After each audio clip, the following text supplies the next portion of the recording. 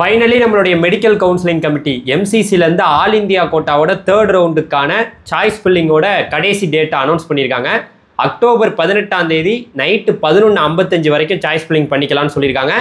Choice locking வந்து பார்த்தீங்கன்னா அதே அக்டோபர் 18ஆம் தேதி ஈவினிங் 4 மணிலேருந்து உங்களுக்கு அவைலபிளாக இருக்குன்னு சொல்லியிருக்காங்க. ஸோ லாக் பண்ணலைன்னா கூட பிரச்சனை இல்லை, அது ஆட்டோமேட்டிக்காக லாக் ஆயிரும். நம்ம தமிழ்நாட்டை சேர்ந்த மாணவர்கள் இந்தியா முழுவதும் இருக்கக்கூடிய கவர்மெண்ட் காலேஜில் எம்பிபிஎஸ்ஸோ பிடிஎஸ் சீட்டோ எடுப்பதற்காக இந்தியா முழுக்க நான் எங்கே வேணாலும் போய் படிக்கிறதுக்கு நான் தயார் சார்ன்ட்டு நிறைய பேர் சாய்ஸ் ஃபில்லிங் பண்ணியிருப்பீங்க. இல்லை சார், டீம்டு யூனிவர்சிட்டி தமிழ்நாட்டில் நாங்கள் ட்ரை பண்ணியிருக்கோம் சார், இப்போ வேற ஒரு 300 சீட்டு வந்து பார்த்தீங்கன்னா கூடுதலாக வந்துருந்துச்சு, அதெல்லாம் நாங்கள் சாய்ஸில் வச்சுருந்தோம் அப்படிங்கிற மாணவர்கள் எல்லாத்துக்குமே ரிசல்ட் எப்போ விட போகிறாங்கன்னு தெரியல. கண்டிப்பாக 19 அக்டோபர் 19, 20 இந்த தீபாவளியை ஒட்டி அந்த நேரத்தில் வரலாம். ஸோ இப்போ முக்கியமான விஷயம் என்னென்னா, நீங்கள் உங்களோட ஐடி பாஸோட போட்டு உள்ளே போயிட்டு கரெக்டான அந்த சாய்ஸஸை கொடுத்துருக்கீங்களா அப்படிங்கிறத பார்த்துக்குங்க. ஏன்னா சில கவர்மெண்ட் காலேஜெலாம் இப்போ புதுசாலாம் உள்ள நடுவில் நிறையா வந்தது, அதெல்லாம் ஆட் பண்ணியிருக்கீங்களா ஆட் பண்ணலையான்னு நல்லா தெளிவாக பார்த்துக்குங்க.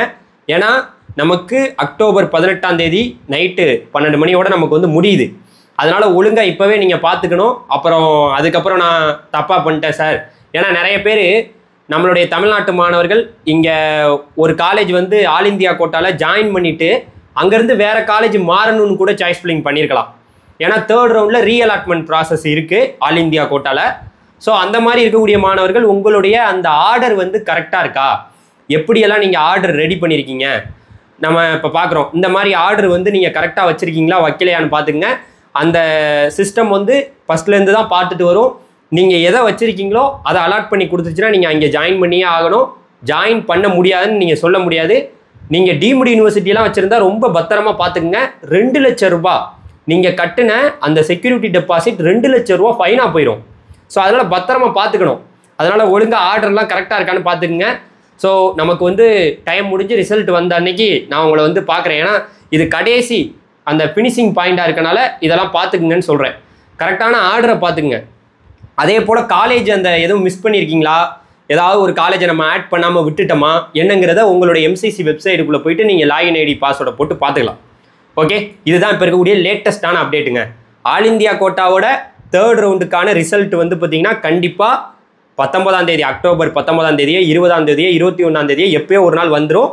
தமிழ்நாட்டு மாணவர்கள் ஒன்றும் கவலைப்பட வேணாம். இங்கே நம்ம டிஎன் மெடிக்கல் செலெக்ஷனில் இங்கே ஒரு சீட்டு கிடச்சிச்சுன்னா இங்கே ஆல்ரெடி சேர்ந்துருப்பீங்க ஒரு காலேஜ்.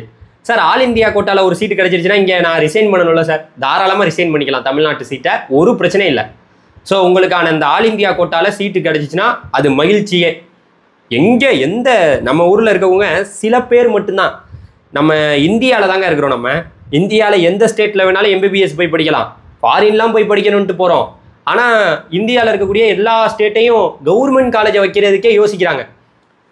நான் ஓப்பனாக சொல்லட்டுமா, இது விமர்சனமாக கூட மாறினாலும் மாறட்டும்.